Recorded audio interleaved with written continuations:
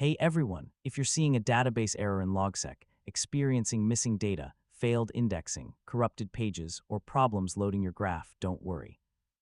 In this video, I'll show you how to fix the most common Logseq database errors in 2026.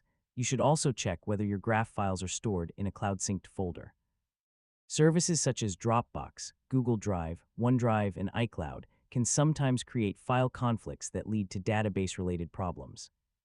Another helpful step is verifying that all graph files are fully synchronized and available locally on your device. If the database error started after installing a plugin, disable community plugins and test the graph again. Faulty plugins can occasionally interfere with indexing and data management.